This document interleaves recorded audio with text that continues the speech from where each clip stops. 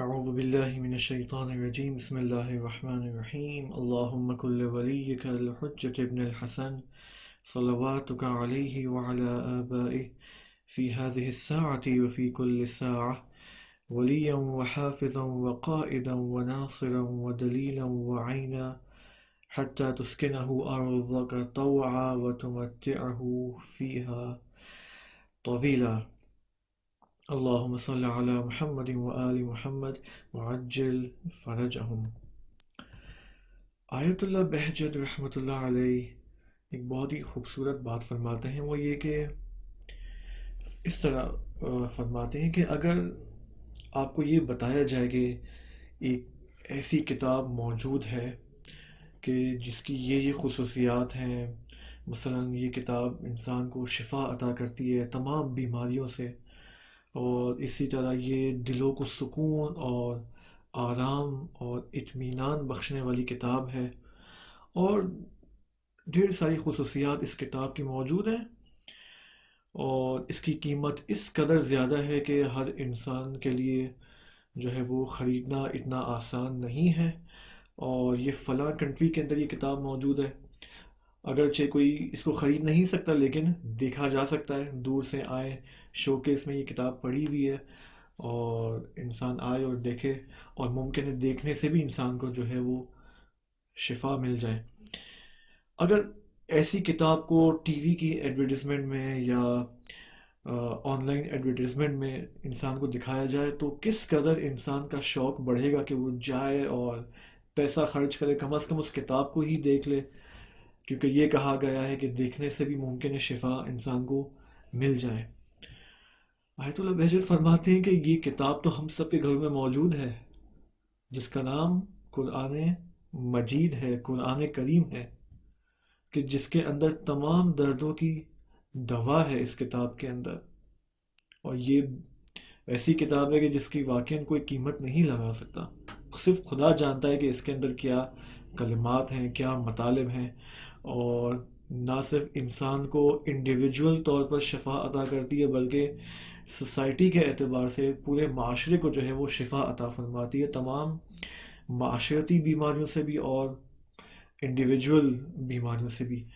لیکن ہم اس کی قدر نہیں جانتے، کیوں؟ کیونکہ ہم سب کے گھروں میں موجود ہے، اور جو چیز فری میں مل جاتی ہے اور بغیر کوئی پیسہ خرچ کیے تو انسان اس کی قدر و قیمت نہیں جانتا۔ یہ ایسا ہی ہے جیسے انسان کو بتایا جائے کہ ایک ایسا موبائل آیا ہے کہ جس کا کیمرہ اتنا بہترین ہے، اور 50 میگا پکسل کا کیمرہ ہے، اور 1 TB سے زیادہ اس کی ہارڈ ہے، اسپیس ہے، اور پتہ نہیں کیا کیا خصوصیات ہیں۔ انسان کو شوق ہوتا ہے ایسی چیزوں کو خریدنے کا، لیکن بالآخر عادت کی وجہ سے انسان قدر نہیں جانتا۔ اسی وجہ سے نبی اکرم صلی اللہ علیہ وآلہ وسلم قرآن مجید میں یہ خداوند متعال فرماتے ہیں کہ میرا نبی قیامت کے دن شکایت کریں گے۔ وہ کیا ہے؟ نبی اکرم فرماتے ہیں وقال الرسول یا رب ان قوم اتخذوا هذا القرآن مہجورا۔ نبی اکرم فرماتے ہیں قیامت کے دن فرمائیں گے کہ خدایا، اے میرے پروردگار، ان قومی، بے شک یقیناً میری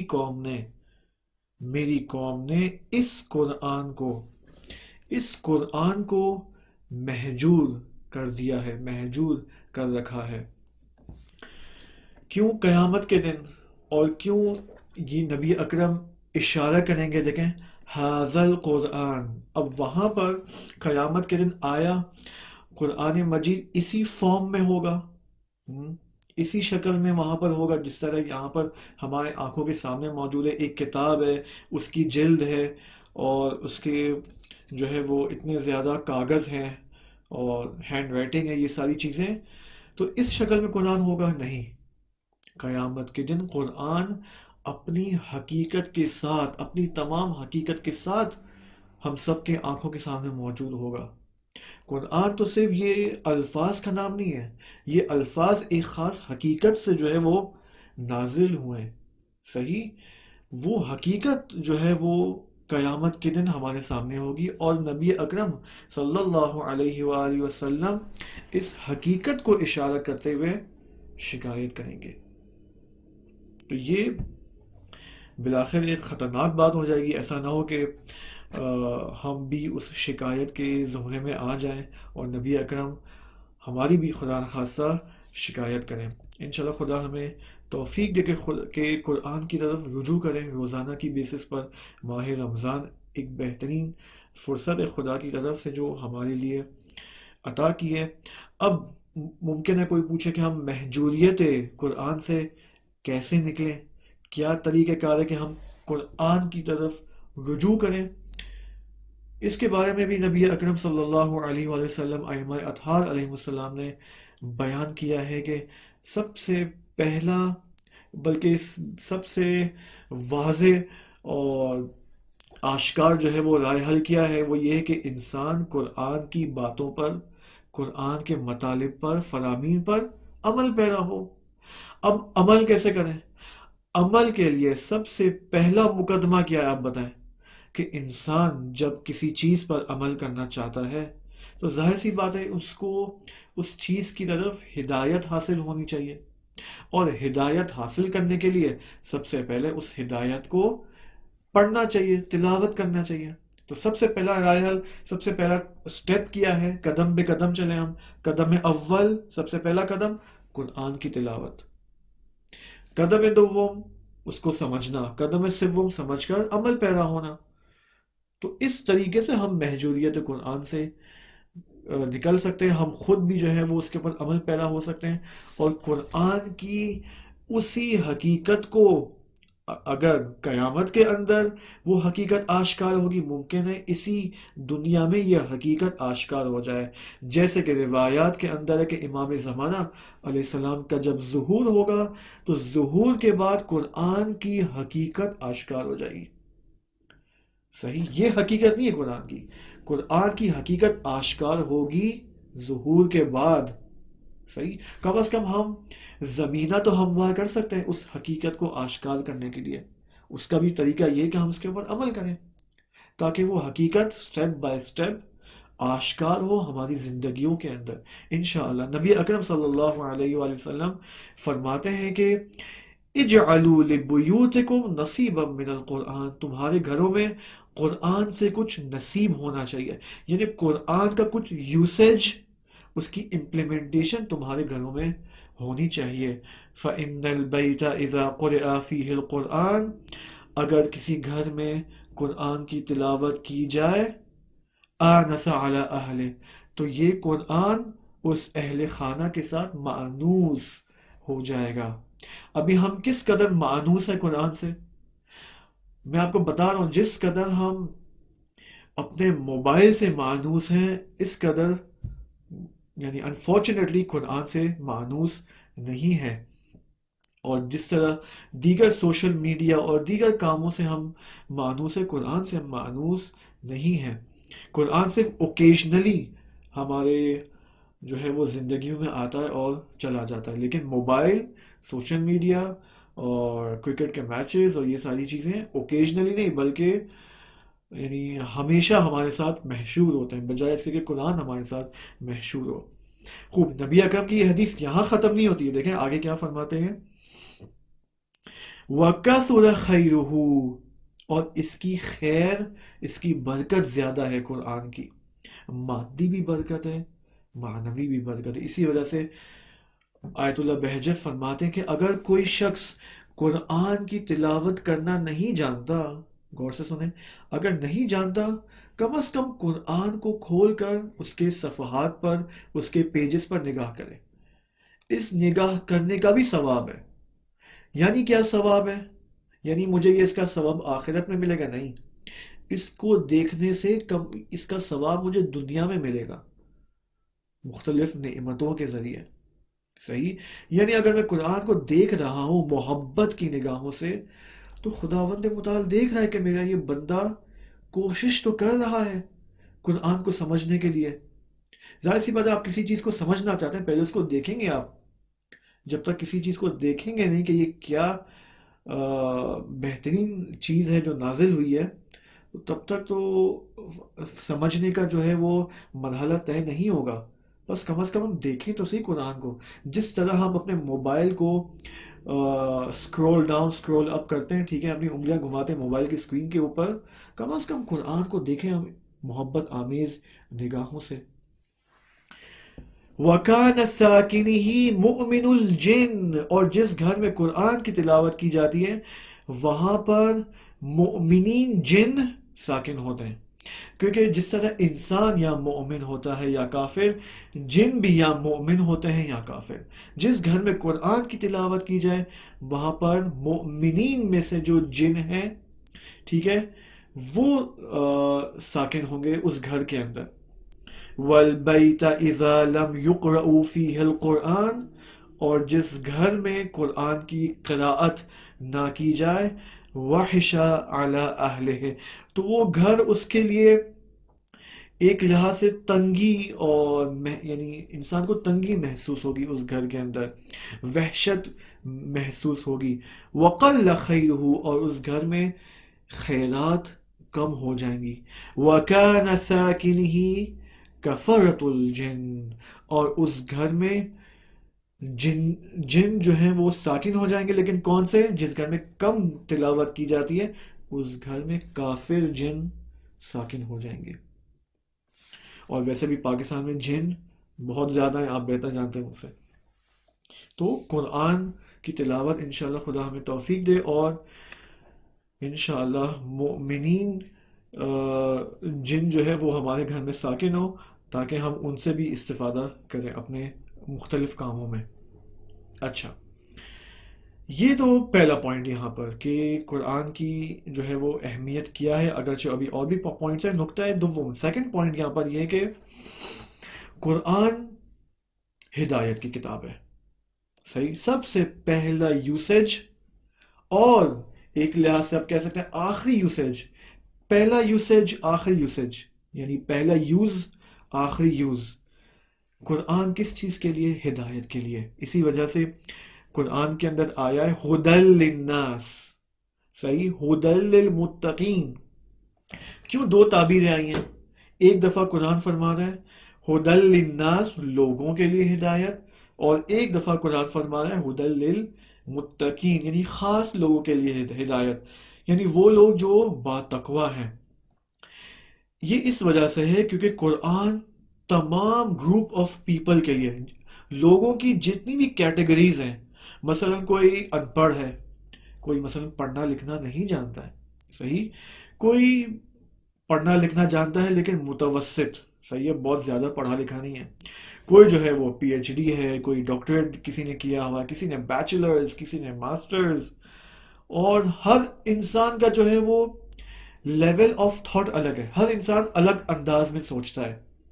کوئی بہت اچھا سوچتا ہے، کوئی کم اچھا سوچتا ہے، ہر ایک کا لیول آف تھاٹ الگ ہے. قرآن تمام لیولز آف تھاٹ کے لیے آیا ہے، ہر لیول آف تھاٹ کی ہدایت کے لیے آیا ہے.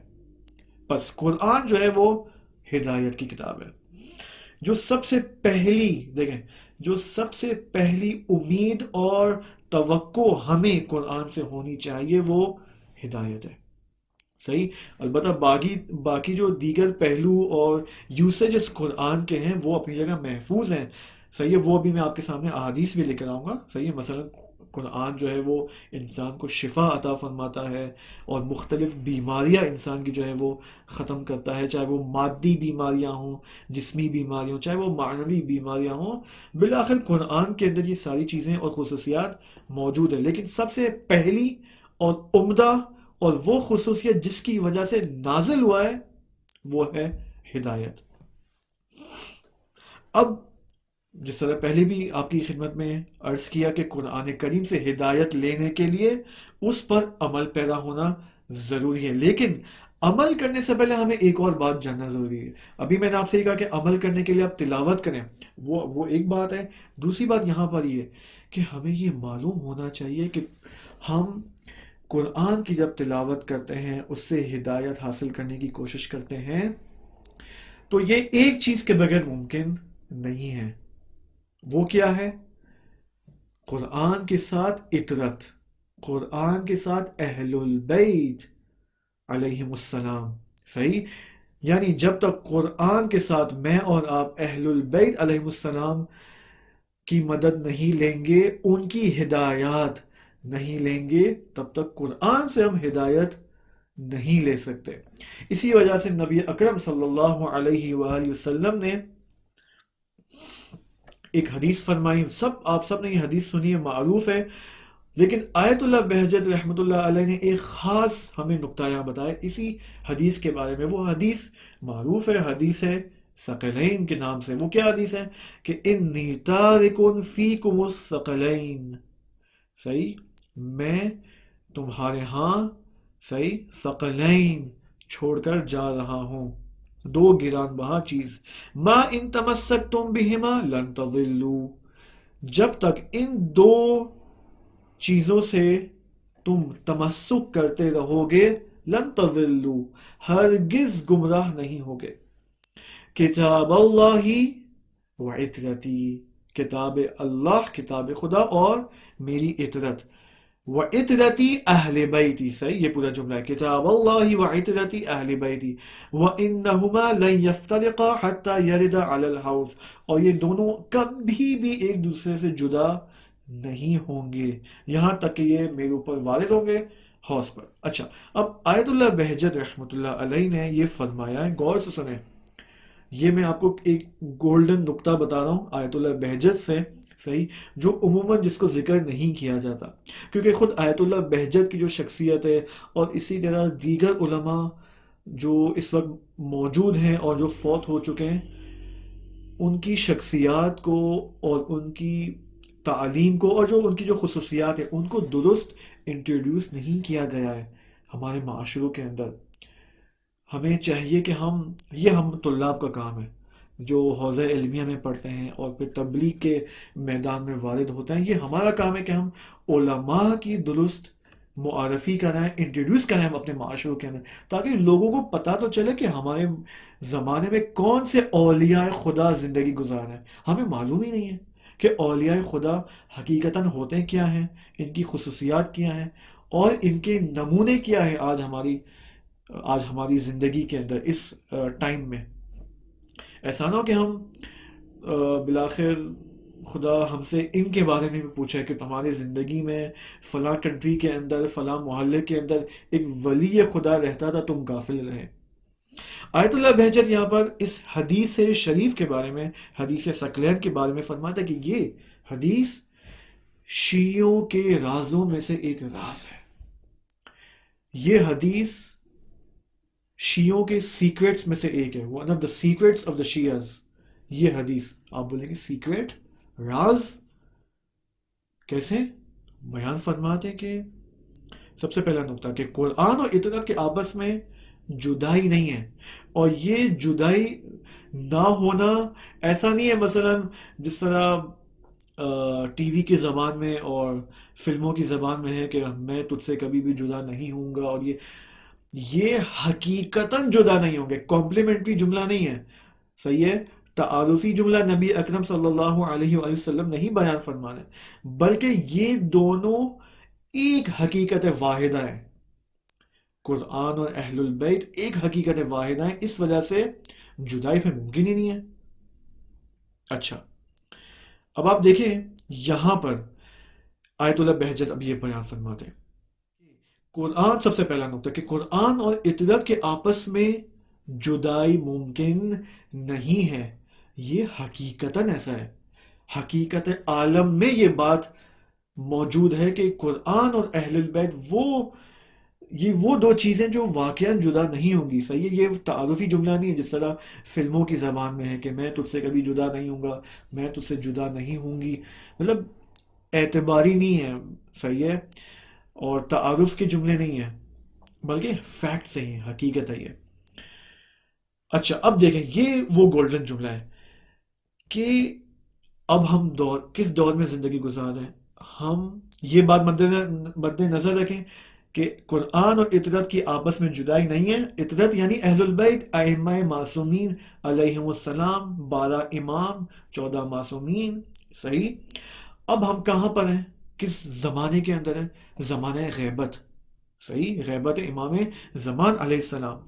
اس روایت کی اساس پر، غور سے سنیں، اس روایت کی اساس پر، بنیاد پر ہم نے اگر قرآن کے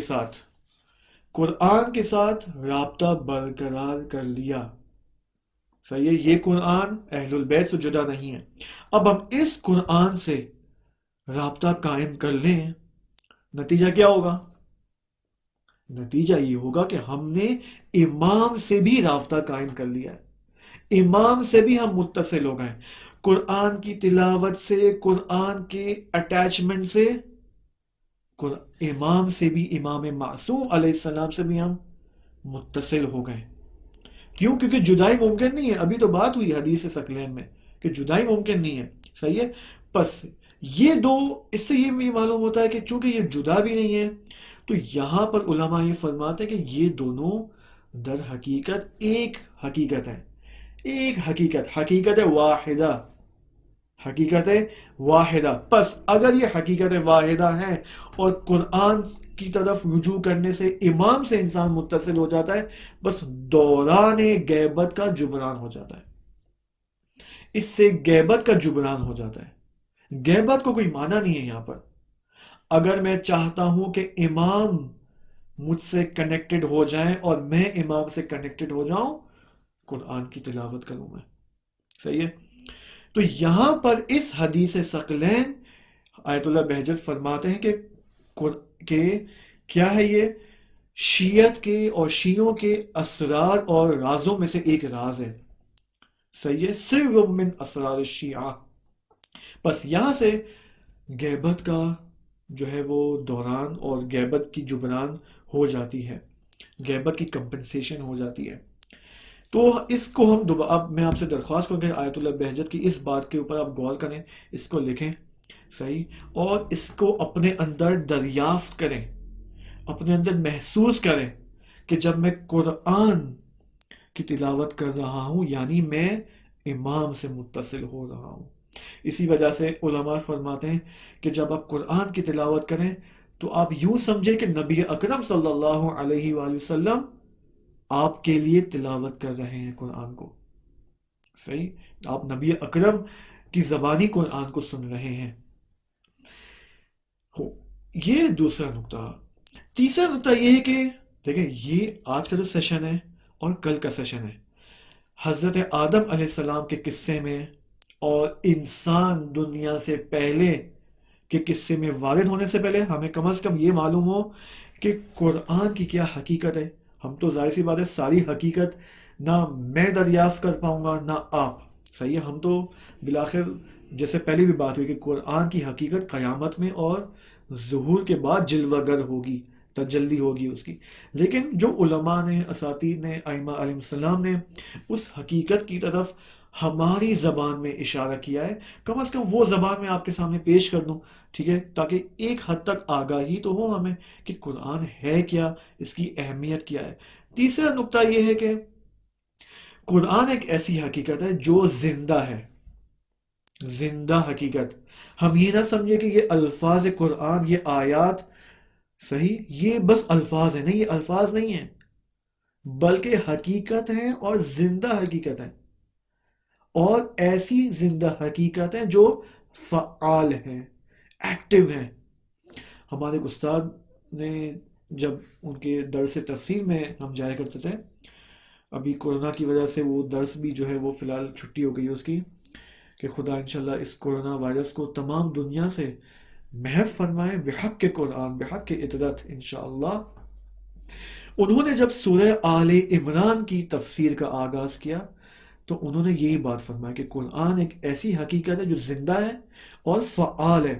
یعنی جب انہوں نے سورہ آل عمران کا آغاز کیا تو انہوں نے کہا کہ ہم سلام کرتے ہیں سورہ آل عمران پر. کیوں؟ کیونکہ یہ لفظ فقط نہیں ہے بلکہ حقیقت ہے جو اس خزائن الہی سے یہاں نازل ہوئی ہے اس دنیا کے اندر. خدا کے مختلف خزانے ہیں. صحیح. یہ آیت بھی اس حوالے سے سورہ حجر کے اندر کہ خدا کے خزانے ہیں، ان خزانوں سے یہ حقائق اس دنیا میں ہمارے لیے نازل ہوئے ہیں. تو جب ہم کہتے ہیں سورہ آل عمران پر میں سلام کرتا ہوں، تو یہ حقیقت ہے، یہ فیکٹ ہے، یہ سلام کرنا، اور وہاں سے جواب بھی آتا ہے۔ بس قرآن ایک ایسی حقیقت ہے جو زندہ ہے، فعال ہے، ایکٹیو ہے۔ تو ہم اس کو فقط کتاب نہ سمجھیں، اس کو فقط الفاظ نہ سمجھیں، دوسری کتابوں کی طرح اس کتاب کو نہ سمجھیں۔ اور ایک یہ پوائنٹ، ایک اور پوائنٹ یہ کہ علماء یہاں پر یہ فرماتے ہیں کہ اچھا وہ بات تو ہو گئی، ظاہر سی بات ہے، اسی وجہ سے چونکہ یہ حقیقت ہے، فیکٹ ہے، تو ہم جب قرآن کے محضر میں آئے تو نبی اکرم صلی اللہ علیہ وآلہ وسلم اور اہل بیت عصمت و طہارت کی محضر میں ہے۔ اوکے، اب یہاں پر دو حدیثیں میں آپ کے سامنے ایک تحفے کے طور پر لایا ہوں، وہ یہ کہ نبی اکرم صلی اللہ علیہ وآلہ وسلم فرماتے ہیں کہ ان هذا القرآن مأدوبۃ اللہ تعالی، یقیناً کہ یہ قرآن خداوند متعال کا پھیلا ہوا دسترخوان ہے، پھیلا ہوا سفرہ ہے۔ فتعلموا من مأدوبۃ اللہ عز وجل ما استطعتم، تو جس قدر تمہارے لیے ممکن ہے خدا کے اس سفرے سے استفادہ کرنے کی کوشش کرو، جس قدر تمہاری طاقت میں ہے، استطاعت میں ہے۔ امام صادق علیہ السلام فرماتے ہیں کہ لقد تجلى اللہ لعباده فی کلامہ ولکن لا یبصرون، یقیناً خداوند متعال اپنے بندوں کے لیے، دیکھیں خداوند متعال اپنے بندوں کے لیے اپنے کلام میں تجلی کرتا ہے۔ اگر آپ خدا سے ملاقات کرنا چاہتے ہیں قرآن کی تلاوت کریں، لیکن امام کیا فرماتے ہیں، وَلَٰكِن لَا يُبْصِرُونَ، لیکن ان کی نگاہیں اس تک نہیں پہنچتی۔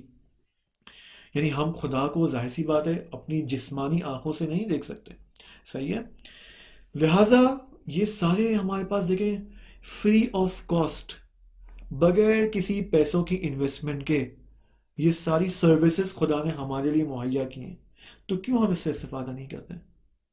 اگر ہم ان چیزوں سے استفادہ کریں، ان حقائق سے استفادہ کریں، تو واقعاً ہماری دنیا کی بھی مشکلات حل ہو سکتی ہیں، آخرت کی بھی مشکلات حل ہو سکتی ہیں، ہم دنیا کو بھی آباد کر سکتے ہیں، آخرت کو بھی آباد کر سکتے ہیں۔ چوتھا نقطہ اس سیشن میں یہ ہے کہ ادب، قرآن کی نسبت ادب اور محبت، کہ آیت اللہ بہجت فرماتے ہیں، میں نے یہ نقطہ بیان کر چکا آپ کے سامنے، کہ اگر آپ قرآن کو اور میں قرآن کو انسان اگر نہیں پڑھنا جانتا، کم از کم محبت کے ساتھ قرآن کے صفحات کو نگاہ کریں، کم از کم محبت کے ساتھ۔ کیوں؟ کیونکہ خداوند متعال دیکھ رہا ہے اس شخص کے اندر کہ اس کے اندر طلب موجود ہے، چونکہ طلب موجود ہے تو یہ محبت کے ساتھ دیکھ رہا ہے، بس خدا اس کی طلب کو اجابت کرے گا، اور یہ محبت سے نگاہ کرنے کے بعد اس کو سمجھنے کی بھی طاقت، پڑھنے کی بھی اس کو قدرت عطا فرمائے گا۔ بس ہم کوشش کریں اس مہینے کے اندر، ماہ مبارک رمضان ہے، کوشش کریں اپنی جن چیزوں کو ہم عادت کے ساتھ ان چیزوں کو ہم ہاتھ لگاتے ہیں، جیسے موبائل ہے اور سوشل میڈیا میں ہم بزی رہتے ہیں، کیونکہ عادت ہو چکی ہے، چونکہ عادت ہے تو ٹھوس ارادہ نہیں کرنا پڑتا، لیکن قرآن پڑھنے کے لیے ارادہ کرنا پڑتا ہے، اور وہ بھی ٹھوس۔ بعض اوقات انسان 10 دفعہ استخارے نکالتا ہے کہ میں قرآن کی تلاوت کروں نہ کروں، تو بجائے اس کے کہ ہم اس مہینے تھوڑا موبائل کی طرف کوشش کریں کہ توجہ ہم کم کریں، اور ڈراموں کی طرف توجہ کم کریں، اگرچہ ماہ رمضان میں ریلیجس ڈرامے بھی آتے ہیں، اس میں کوئی شک نہیں ہے، دیکھنا بھی چاہیے، لیکن ان کے ساتھ ساتھ اس کے اوپر بھی زیادہ توجہ کریں، کلام خدا کی طرف ہم دیکھیں خدا ہم سے کیا کہنا چاہ رہا ہے۔ نبی اکرم صلی اللہ علیہ وآلہ وسلم دیکھیں کیا خوبصورت حدیث ہے، کتنی خوبصورت حدیث ہے، من لم یشفہ القرآن، جسے قرآن شفا نہیں عطا کر سکتا، فلا شفاہ اللہ، جسے قرآن شفا نہیں بخشتا خدا بھی اس کو کبھی شفا نہیں بخشے گا۔ بس شفا قرآن کے اندر موجود ہے۔ حضرت امیر المؤمنین علیہ السلام فرماتے کہ کلام اللہ دواء القلوب، کلام خدا قلوب کی اور دلوں کی دوا ہے۔ دیکھیں بہترین۔ بس قرآن محبت کے ساتھ، آداب کے ساتھ اس کے محضر میں آئے. دیکھیں خدا نے ہمیں بھیجا ہے اس دنیا میں، کیونکہ ہمارا یہ ٹاپک جو ہے اس پورے رمضان میں انسان ہے. انسان دنیا سے پہلے ہم کہاں تھے، ہماری حقیقت کیا ہے. خدا نے ہمیں اسی وجہ سے بھیجا ہے تاکہ ہم اس اپنا حقیقی محبوب، اپنا حقیقی معشوق کو ڈھونڈ سکیں. حقیقی معشوق کون ہے؟ خود خداوند متعال ہمارا حقیقی معشوق ہے. اور ائمہ علیہ السلام یہ فرماتے ہیں کہ خداوند متعال جو کہ ہمارا حقیقی معشوق اور محبوب ہے وہ اس کلام میں متجلی ہے. تو جب ہم قرآن کی طرف رجوع کرتے ہیں تو در حقیقت اس محبوب کی طرف رجوع کر رہے ہیں. اور جب محبوب کی طرف رجوع کریں گے تو نہایتاً اور نتیجتاً خدا ہمیں ان کمالات الہی سے، الہی کوالٹیز اور صفات سے مزین کرے گا. صحیح ہے؟ بس ہم کوشش کریں قرآن کی طرف رجوع کریں اس نگاہ سے، اس اینک سے. اب یہاں پر ایک واقعہ بھی ہے. مرحوم آخوند درود آبادی رحمۃ اللہ علیہ، جو کہ ایک بہت ہی ناشناختہ علماء میں سے ایک عالم ہے، ان کے حالات زندگی میں ہمیں یہ ملتا ہے کہ امام رضا علیہ السلام کے حرم میں یعنی مشہد مقدس میں انہوں نے بیتوتہ کیا ہوتا ہے. بیتوتہ کا مطلب یہ ہوتا ہے کہ رات گزارنا. یہ علماء کی سیرت رہی ہے کہ بعض اوقات حرم میں 3 راتیں 4 راتیں جو ہے وہ بیتوتہ کرتے ہیں، وہاں پر رکتے ہیں اور 3 راتیں وہاں پر گزارتے ہیں. تو انہوں نے بھی حرم امام رضا علیہ السلام میں بیتوتہ کیا، اور اس بیتوتہ کے دوران انہوں نے خدا سے یہ مانگا کہ خدایا مجھے معرفت قرآن و اطرت عطا فرما. اور وہ ان دنوں کے اندر جو ہے وہ مسلسل اس طلب میں جو ہے وہ مشغول تھے کہ مجھے کسی طرح یہ معرفت عطا فرما خدایا. ایک رات وہ خواب دیکھتے ہیں. خواب میں وہ یہ دیکھتے ہیں کہ مجھے ایک حقیقت کو پلایا جا رہا ہے. صحیح ہے؟ علماء یہ فرماتے ہیں کہ یہ علماء کے لیے مخصوص ہے، البتہ یہ وہ خواب ہیں جو ہمارے علماء نے دیکھے ہیں. جب انسان خواب میں یہ دیکھتا ہے، یہ عالموں کے لیے، علماء کے لیے مخصوص یہ خواب ہیں کہ جب انسان اور ایک عالم خواب میں یہ دیکھتا ہے کہ اس کو ایک زلال اور خوبصورت حقیقت کو، شربت کو پلایا جا رہا ہے، یعنی اس کے وجود میں علم و معرفت الہی و معرفت قرآنی کو نوش اور اس حقیقت کو پلایا جا رہا ہے. یعنی جب وہ اٹھے گا بعد میں اس خواب سے، یعنی وہ اپنے وجود میں محسوس کرے گا کہ میرے اندر اس وقت معرفت اہل البیت کو سمجھنے کی صلاحیت آ گئی ہے. تو انہوں نے بھی یہی خواب دیکھا کہ ایک حقیقت انہیں پلائی جا رہی ہے. اب جب وہ اٹھتے ہیں تو فرماتے ہیں کہ اب اس خواب کے بعد جب بھی میں قرآن کی طرف میں رجوع کرتا ہوں، قرآن کی میں تلاوت کرتا ہوں، تو ایک نئی حالت، ایک نئی کیفیت مجھ پر طاری ہوتی ہے. اور اسی طرح فرماتے ہیں کہ جب میں دعاؤں اور روایات اور احادیث کی طرف رجوع کرتا ہوں تو ایسا لگتا ہے کہ ایک معلم مجھے ان حقائق کی تعلیم دے رہا ہے. تو آپ دیکھیں یہ آثار ہیں. اگر انسان کے اندر طلب موجود ہو، آپ کے اندر بھی طلب موجود ہو، دوسرے انسانوں کے اندر بھی طلب موجود ہو، خدا عطا فرماتا ہے بالآخر. یہ صرف علماء کے ساتھ البتہ اس طرح سے مخصوص نہیں ہے. معرفت حاصل کرنا تمام طبقات کے لیے ضروری، تمام مومنین کے لیے ضروری ہے، نہ صرف علماء کے لیے. آیت اللہ بہجت ایک اور خوبصورت بیان میں یہ فرماتا ہے کہ اس حقیقت عظیم یعنی قرآن، اس حقیقت عظیم سے ہماری محرومیتیں یعنی ہم جو محروم ہیں اس وجہ سے ہیں کہ ہمیں اس پر یقین نہیں ہے. واقعاً ہمیں اس کے اوپر یقین نہیں ہے، اور یہ جو محرومیت ہے ہم نے اپنے اختیار سے اپنائی ہے. ہم نے اپنے اختیار سے اپنائی ہے. کیوں ہمیں یقین نہیں ہے؟ مثلا مجھے یقین نہیں ہے اس کے اوپر، مجھے قرآن کی آیات کے اوپر یقین نہیں ہے، اس کے آثار اور ایفیکٹس کے اوپر یقین نہیں ہے. میں نے یہ نتیجہ نکالا کہ واقعاً یقین نہیں ہے. اب میں آپ کو حضرت عیسیٰ علیہ السلام کا واقعہ سناتا ہوں. اب آپ خود نتیجہ نکالیں کہ ہمیں واقعاً اس طرح سے یقین ہے یا نہیں ہے. حضرت عیسیٰ علیہ السلام اپنے ایک صحابی کے ساتھ یا آپ کہہ لیں ساتھی کے ساتھ ایک سمندر کے کنارے تھے، ٹھیک ہے. حضرت عیسیٰ علیہ السلام نے اپنے ساتھی سے یہ کہا کہ چلو اس پانی کے اوپر چلتے ہیں. وہ پریشان کہ کیسے چلیں گے ہم پانی کے اوپر. حضرت عیسیٰ علیہ السلام نے انہیں یہ کہا کہ بسم اللہ الرحمن الرحیم کو اگر یقین کے ساتھ کہو، صحیح ہے، بسم اللہ کہو یقین کے ساتھ، اور اس سمندر کے اوپر چلنا شروع کرو. تم دیکھو گے کہ تم سمندر کے اوپر چل رہے ہو، ڈوبو گے نہیں تم. اس نے کہا ٹھیک ہے، کوشش کرتے ہیں. حضرت عیسیٰ علیہ السلام نے بسم اللہ الرحمن الرحیم کا اور پانی کے اوپر چل پڑے، صحیح. اور ان کے ساتھی نے بھی بسم اللہ کا یقین کے ساتھ، اور وہ بھی پانی کے اوپر چل پڑے. اب دونوں پانی کے اوپر جا رہے ہیں.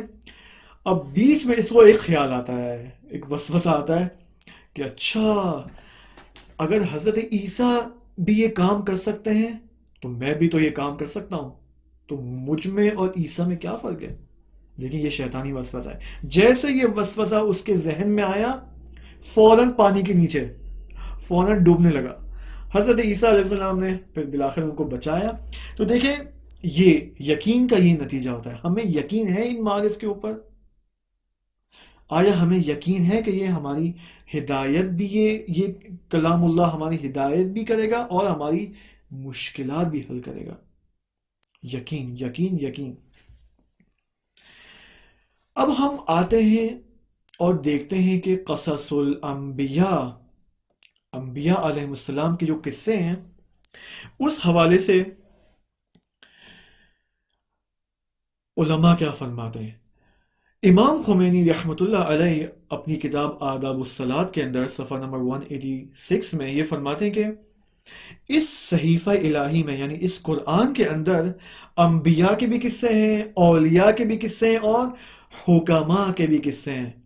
صحیح ہے، کیونکہ بعض شخصیات ایسی ہیں قرآن کے اندر جو انبیاء نہیں ہیں. مثلا حضرت خضر علیہ السلام، ذوالقرنین، حضرت مریم سلام اللہ علیہ، لقمان حکیم. صحیح ہے، یہ سارے اولیاء خدا میں سے شمار ہوتے ہیں، انبیاء میں سے نہیں بلکہ اولیاء. تو یہ قصے موجود ہیں. اب ہمیں یہ دیکھنا ہے کہ قرآن کے اندر انبیاء اور اولیاء کے جو قصے آئے ہیں وہ کس مقصد سے ہیں. کیوں خدا نے انبیاء اور اولیاء کے قصے قرآن کے اندر درج کیے ہیں، ہمارے لیے نقل کیے ہیں؟ وہ دو اعتبار سے غور سے سنیں. ایک یہ کہ خداوند متعال نے کس طرح انبیاء کی تربیت کی ہے. یعنی ان قصوں میں ہمیں ایک یہ بات ہمیں ملتی ہے کہ خدا نے انبیاء کی کس طرح تربیت کی ہے. صحیح. دو، خداوند متعال نے انبیاء کے قصوں کے ذریعے ہماری تربیت کس طرح کی ہے.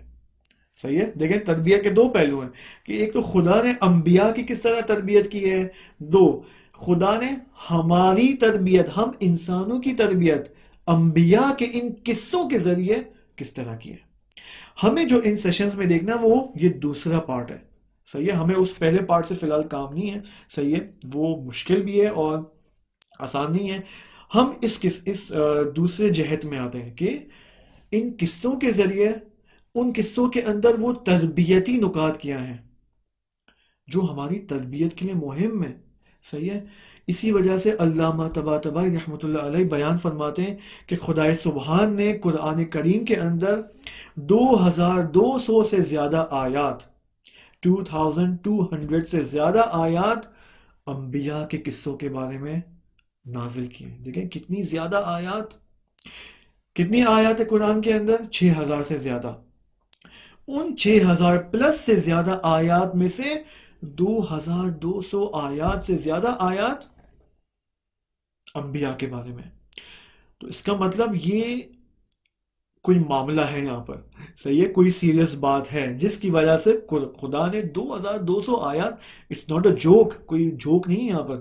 صحیح ہے، خدا جو کام کرتا ہے حکیمانہ کرتا ہے، بغیر حکمت کے کوئی کام انجام نہیں دیتا ہے. تو ہم دیکھیں کہ یہ حکمت یہاں پر کیا ہے خداوند کی کہ اس قدر آیات یہ موجود ہیں.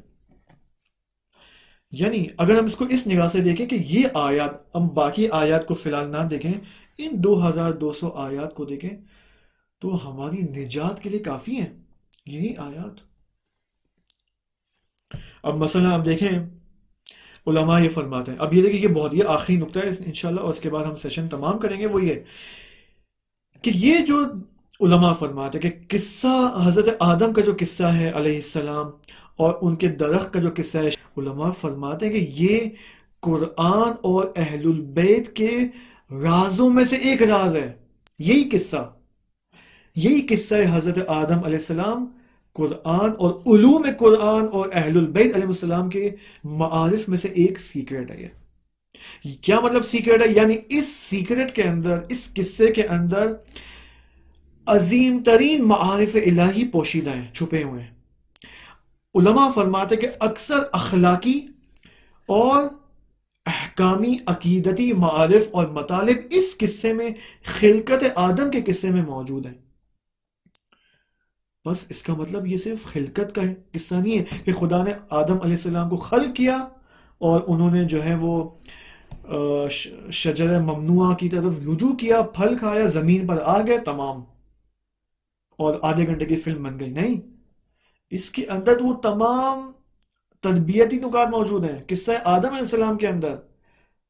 اگر ایسی بات ہے کہ انشاءاللہ امید ہے ماہ رمضان کے اختتام تک یہ بات ثابت ہو جائے گی انشاءاللہ، اس کا مطلب یہ ہوگا کہ ہم نے حضرت آدم علیہ السلام کو کس قدر اگنور کیا ہے، کس قدر نظر انداز کیا ہے. لیکن جس طرح ہم بعض ائمہ علیہ السلام کو، مثلا امام حسین علیہ السلام کو کس قدر اہمیت دیتے ہیں، امام علی علیہ السلام کو کس قدر اہمیت دیتے ہیں، لیکن امام تقی علیہ السلام، امام نقی علیہ السلام اور امام عسکری علیہ السلام کو اس قدر اہمیت نہیں دیتے ہم. صحیح. اسی طرح انبیاء میں سے ہم نبی اکرم صلی اللہ علیہ وآلہ وسلم کو بہت اہمیت دیتے ہیں، لیکن دیگر انبیاء کو اہمیت نہیں دیتے. کیوں؟ کیونکہ وہ نگاہ نہیں ہے. ہم نے انبیاء کو ایک اور نگاہ سے دیکھا ہے. انشاءاللہ کل ہم جب انبیاء کے بارے میں بات کریں گے آپ کے سامنے، تو آپ دیکھیں گے کیا عالی ترین نگاہ موجود ہے ان ہستیوں کے حوالے سے، کہ واقعا جس کی قدردانی ہم نے نہیں کی ہے. انشاءاللہ یہ ہستیاں ہمیں معاف کریں جو ان کا حق ہم نے ضائع کیا ہے. انشاءاللہ خداوند متعال سے دعا ہے کہ خدایا بحق کے حضرت آدم علیہ السلام، بحق کے انبیاء دیگر علیہ السلام، بحق کے اہل البیت عصمت و طہارت علیہ السلام، ہمیں ماہ رمضان کے اندر ان معارف کو سمجھنے کی توفیق عطا فرمائے. ہمارے اندر وہ طلب ایجاد کرے کہ ان حقائق کو ہماری حد تک، ہماری حد تک جو ہماری ظرفیت ہے، جو ہماری استطاعت ہے، جو ہماری طاقت ہے، توان ہے، اس توان کے حد تک ہم ان حقائق کو سیکھنے کی انشاءاللہ کوشش کریں، اور خدا ہمیں انشاءاللہ توفیق عطا فرمائے. والسلام علیکم ورحمۃ اللہ وبرکاتہ.